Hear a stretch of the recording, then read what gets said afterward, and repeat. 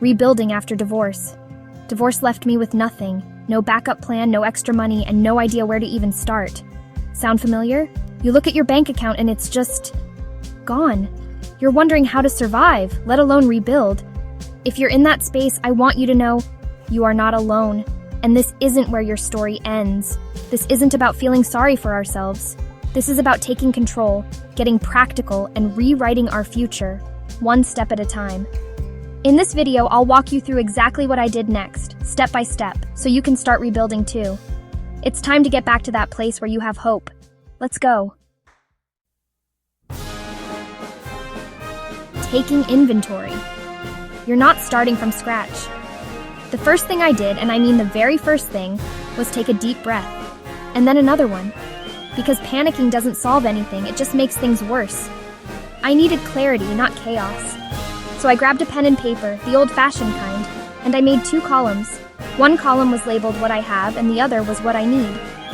Now, the what I need column was pretty long. Let's be real, I was starting from scratch.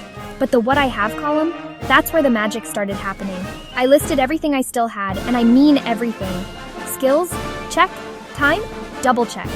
I even wrote down my old sewing machine, a box of vintage records, and my grandma's china set. Things I hadn't even thought about in years. Yet I realize for some you have lost everything, and it may seem like you have nothing, but I assure you, look within, you have hope. I knew I needed to get creative. You see, we often overlook the resources right under our noses. That sewing machine became a source for alterations and custom crafts, bringing in extra cash. Those vintage records, sold online to collectors, for a tidy sum I might add. Don't underestimate the power of a good old-fashioned yard sale either. One person's trash is another person's treasure, and it's amazing what people will buy. It's about being resourceful, it's about taking stock of what you've got, and it's about getting creative. You'd be surprised what's just sitting in your home with money-making potential. Asking for help. It takes a village. Look, I'm not going to sugarcoat it. Asking for help wasn't easy. In fact, it felt like swallowing my pride. But let me tell you, it was one of the smartest moves I made. Remember that what I need column? Well, food was on that list. Shelter was on that list. The basics. And that's where community resources came in. I'm talking food banks, local charities, church assistance programs. Now, I know there's a stigma around asking for help. We think we should be able to do it all ourselves, that it's a sign of weakness. But let me tell you something. It takes incredible strength to acknowledge when you need support, and it takes even more strength to reach out and ask for it. Remember, these programs exist for a reason. They're designed to help people get back on their feet, to provide a safety net when times are tough. And there's absolutely no shame in utilizing them, not for a minute. Reaching out to my community, even just admitting I was struggling, felt like a weight lifted off my shoulders. People want to help. They want to be there for each other. And you know what? More often than not, they've been there themselves. So swallow your pride. Pick up the phone. Send that email. You'll be amazed by the kindness and support that comes your way. Chapter 3. Monetizing your skills. You have more to offer than you think. Now, while I was busy tapping into local resources, I also knew I needed to create a sustainable income stream. And that meant getting real about my skills. I asked myself, what can I do that someone would actually pay for? For me, it was tutoring.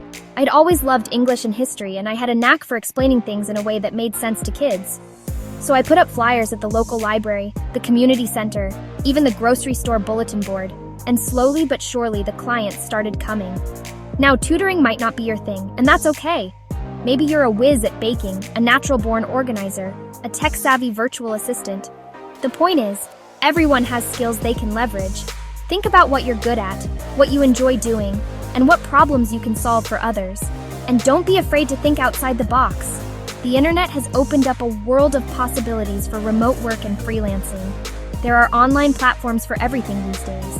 You can find freelance writing gigs, graphic design projects, virtual assistant positions. You name it, it's out there. The key is to start somewhere, anywhere. Even if it's just a few hours a week, that extra income can make a world of difference. And as you gain experience and build your confidence, you can always take on more. Chapter 4, Cutting the Excess. It's not about deprivation, it's about freedom. Now, let's talk about everyone's favorite topic, budgeting. I know, it sounds about as fun as a root canal. But trust me on this one. Getting a grip on your finances is empowering. Remember that feeling of panic when I said I had no backup plan? That's what we're fighting against. We're taking back control, dollar by dollar. So I did something radical. I got ruthless with my spending.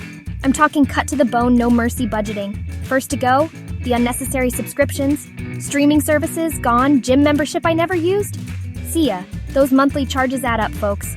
Next up, eating out. Listen, I love a good restaurant meal as much as the next person, but it was a luxury I couldn't afford. I got reacquainted with my kitchen and discovered the joy of bulk cooking. Now, I'm not saying you have to live like a hermit and eat beans and rice every night, but I am saying that making conscious spending choices gives you freedom. It gives you breathing room. Remember, this isn't about deprivation, it's about intentionality.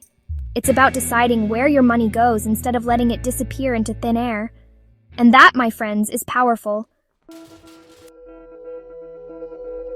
Chapter 5. Tracking every penny. Knowledge is power. This next step changed everything for me.